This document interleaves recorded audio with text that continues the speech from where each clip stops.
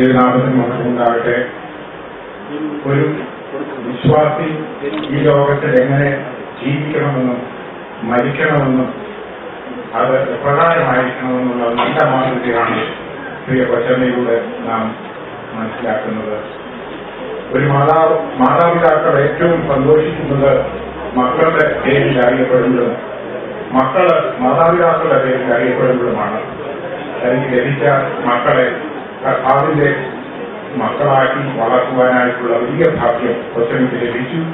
കൊച്ചമ്മ തന്റെ പ്രവർത്തനം തികച്ച് കർത്താവിന്റെ സന്നിധിയിലേക്ക് പോയിരിക്കുന്നു. ദുഃഖാത്തരായ ഏവരോടും ഈ എഡ്യൂക്കേഷൻ ബോർഡിന് പങ്കുചേരുന്നു.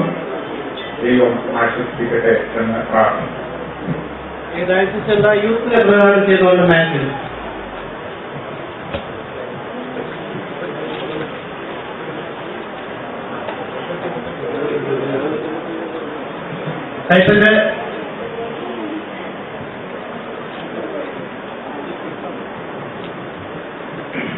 വേർപാടിന്റെ വേദന തലകെട്ടിരിക്കുന്ന ഈ അന്തരീക്ഷത്തിൽ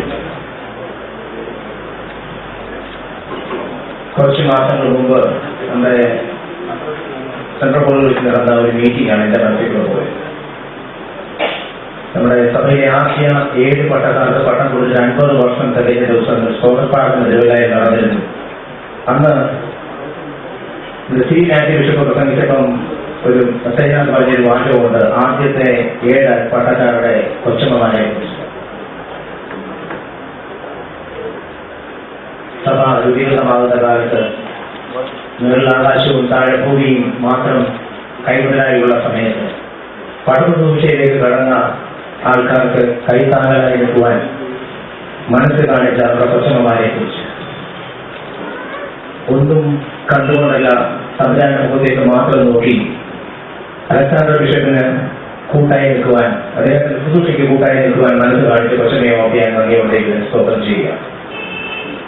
ഈ 7 പട്ടക്കാരുടെ മകനായ എനിക്ക് കൊച്ചമ്മയുടെ ജീവിതവും ഞങ്ങളുടെ ആ കുടുംബങ്ങളുടെ ജീവിതവും ഒക്കെ പലപ്പോഴും ഓർമ്മ വരുന്നതാണ്. അങ്ങനെ നന്നായി ജീവിച്ച് വളരെ തുച്ഛമായ വരുമാനത്തിലൂടെ കുടുംബത്തെ പോറ്റി പുലർത്തി പിന്നീട് വിശേഷത്തിലേക്ക് കൈത്താങ്ങലായി നിന്ന് ആത്മാർത്ഥമായി വർക്കുവാൻ സഹായിച്ച കൊച്ചമ്മയെ ഓർത്ത് ഞങ്ങൾ ആ തലമുറയിലെ കുഞ്ഞുങ്ങളെന്ന നിലയിൽ ഞാൻ നന്ദിയോടെ ദൈവത്തിന് സ്തോത്രം ചെയ്യുന്നു.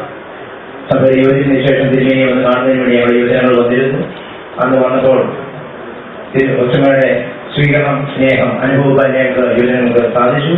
അതുപോലെ ഇന്നുവരെ ഈ കഴിഞ്ഞ ദിവസങ്ങളിലെയും കൊച്ചമ്മയുമായി നല്ലൊരു ബന്ധത്തിലായിരിക്കാൻ, ദൈവസ്നേഹത്തിലായിരിക്കാൻ ഞങ്ങൾ സഹായിച്ചു. അനേക യുവജനങ്ങളെ കൈത്താങ്ങുന്ന, സന്തോഷത്തോടെ സ്വീകരിക്കുന്ന ഒരു കൊച്ചമ്മയെ ഞങ്ങൾ ഓർക്കുകയാണ്.